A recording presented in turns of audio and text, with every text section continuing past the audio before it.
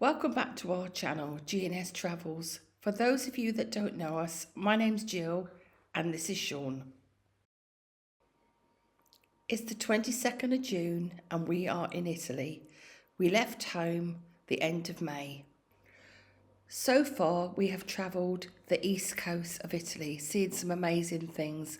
We're now over on the west coast, making our way up slowly, and we've just arrived in Luca. We're hoping to stay in Luca for a day or so and use it as a base and catch transport to see the famous Leaning Tower of Pisa. First things first, let's check into this site.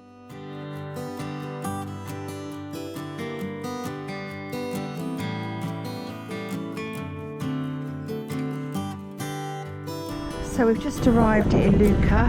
We have parked over in that camping place for the night and we're heading this way and we're looking for a bus that takes us into Pisa. So let's see if we can find the bus.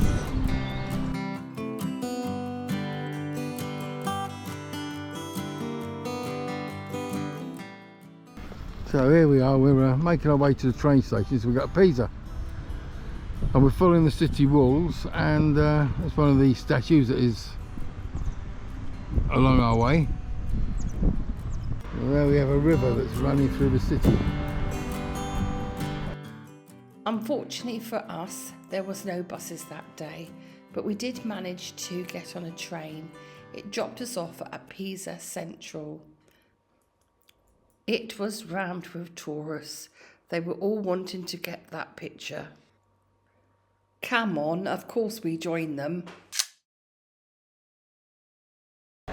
Right guys, here we are in front of the Leaning Tower of Pisa. And everyone is here trying to get that perfect pose. Yes, well, we've done it, so we're just going to move on. We do it, we didn't get it perfectly, there's too many people. But it is a magnificent tower behind us. And what we shouldn't forget is the cathedral here. And around here,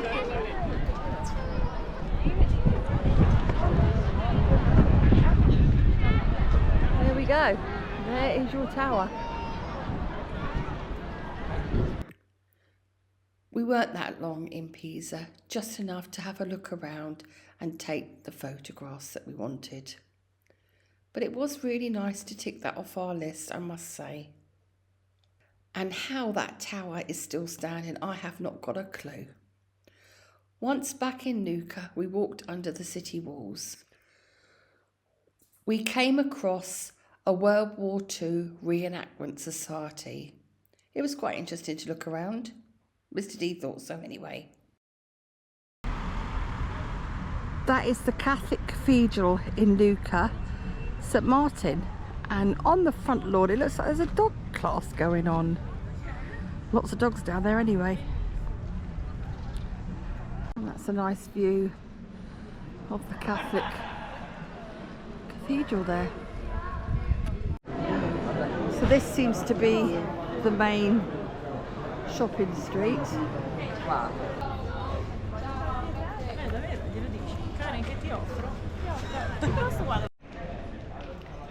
Again, Luca is a very old town, as we can see.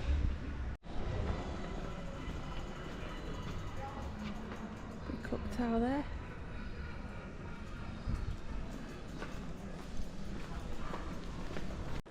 I'll say we're right by one of the tall Gunigi is one of the big tors or towers in Luca, where you can climb to the top and get a great view of Luca. But it's closed, but we won't be going up anyway. And we're now going to go this way. So we've reached Amphitheatre Square, and it used to be, like I say, a Roman amphitheatre built in the 1st century AD in the reign of the Emperor Claudius.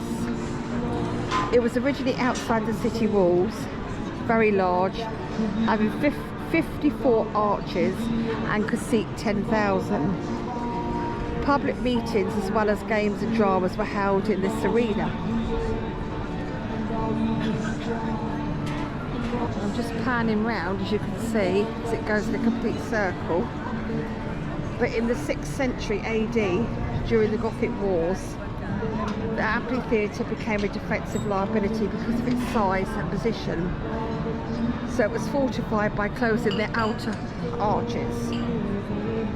And in time, the other buildings such as houses, storages, spaces and prisons were added to the structures. In the early 19th century, Lorenzo Nottolini was involved in what was called the Great Project of Tuscany, including the urban renewal of Luca. And he was commissioned to restore and revive the area we're standing in based on the ruins of the amphitheatre. And as you can see now, it's full of shops and lots of restaurants all the way around. We're just walking through the square, and to think that all those years ago, Julius Caesar, Pompey, probably all were in this arena when it was formerly a Colosseum. The original floor of the Colosseum is 3 meters below the paving slab, so I'm walking on. If only there was time travel right now.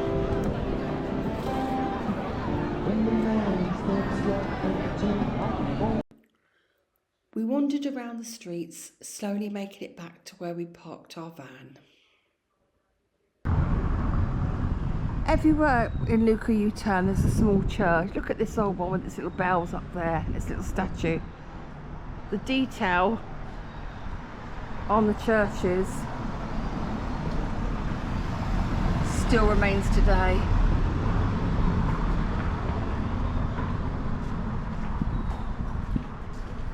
I think this is the smallest one we found.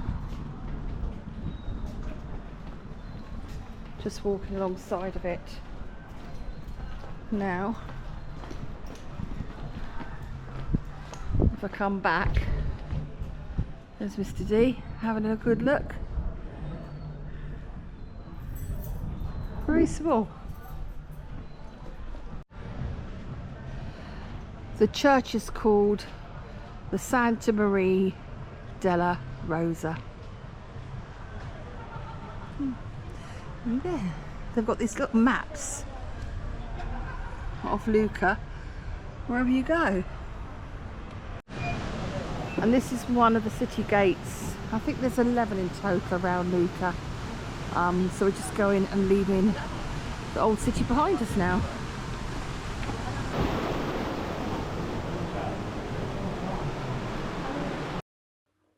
Once we'd made our way through the city walls, we were into the new part of Luca, and there happened to be an Irish bar there, so we popped in for a quick drink before we retired for the night. See you tomorrow, guys.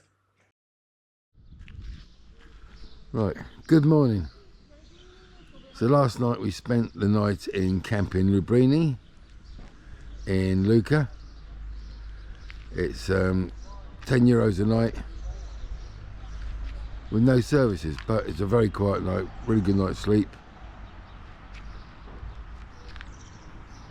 And it looks like our weather might have broken. We've had our first rain in 4 weeks last night. Now time for us to get back on the road.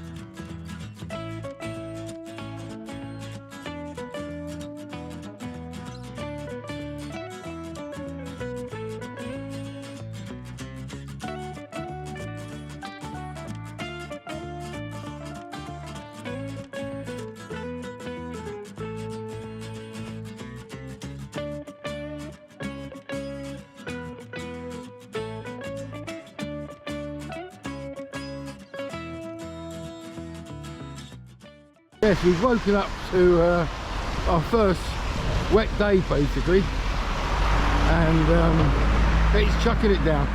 It is certainly chucking it down. But at the end of the day we have to carry on. We've got a place we need to see, so we're dressed for the occasion. We've got waterproof coats, we've got hats, umbrella. We're ready to. But it's a rock and roll. It's a rock and roll. Just gonna go and see some sights. Well, as much as we can. As much as we can in the rain. Yeah. Well, we can't complain. We wanted it cooler, didn't we? Yes, so, and we've been 4 weeks now without rain, so we've been lucky. It had to happen eventually, yeah.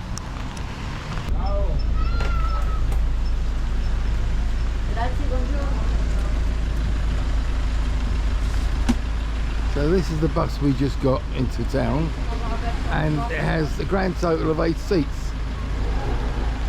But we got us here anyway.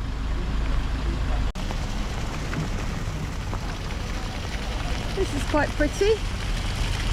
Outside the train station is where we are heading right now. We're back at another train station.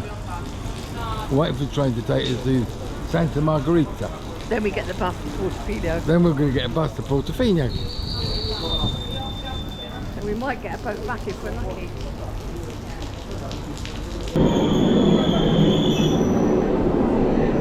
There you go, that's our train.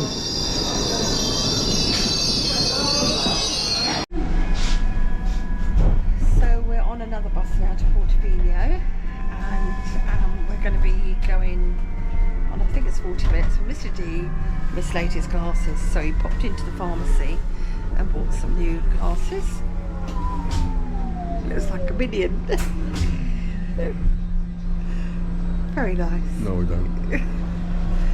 But at least they do the job. Yeah. Portofino is the top end of the Cinque Terre coastline. This consists of 5 colourful fishing villages, and this is in the Liguria region in northwest Italy, where we are today. And this coastline is known as the Italian Riviera. Let's go check it out then.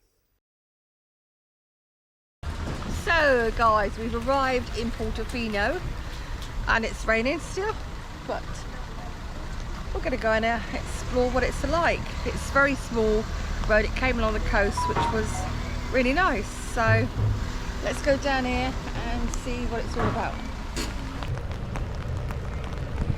So this is the port of Portofino. You can see up there the little castle, and it's quite quiet today because it's raining, so there's hardly any tourists, which is nice for us. I'm just swinging around the little port, and we're going to go up there and have a little look at the church.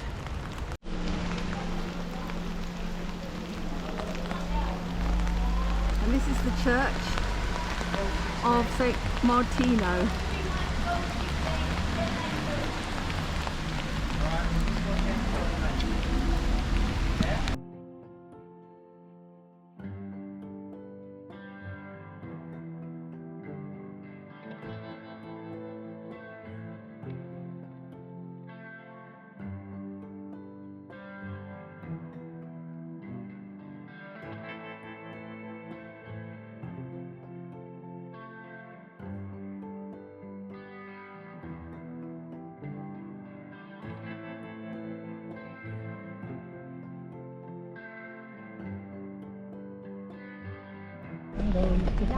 So we've got our tickets back here.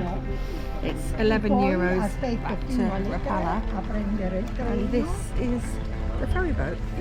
Normally we would go on a top deck, but it's raining, so we're going to go inside.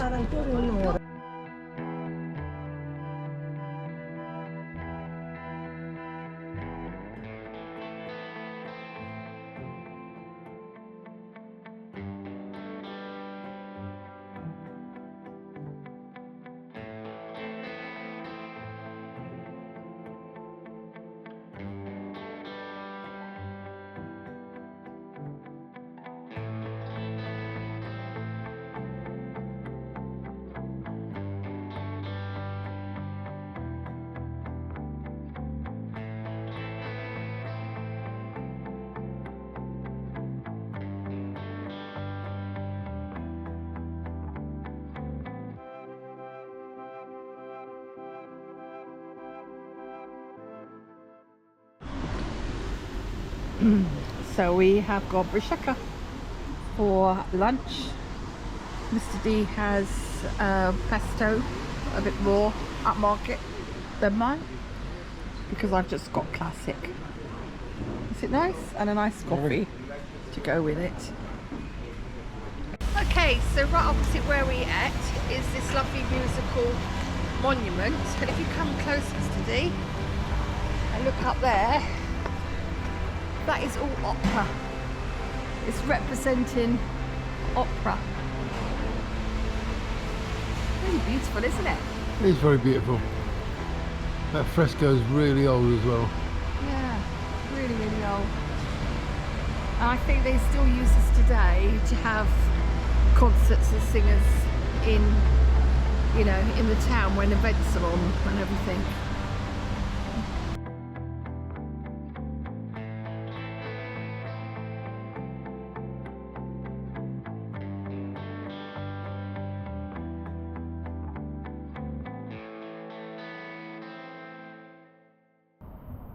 So we found our way back to the bus stop. We're just waiting for the next bus now back to the campsite. We're like a couple of drowned rats at the moment. Well, I can't believe, like 2 days ago we were saying how hot it was. It was Pompeii 37, and now we're like 20 degrees. It's not stopped raining, but it's okay because it just reminds us of home, doesn't it? It does, yeah. If we were homesick, we don't need to be homesick anymore because we're getting our fare. This is summer in England. This is summer in England. I'll just swivel the camera around so you can see how wet it is out there. Yeah.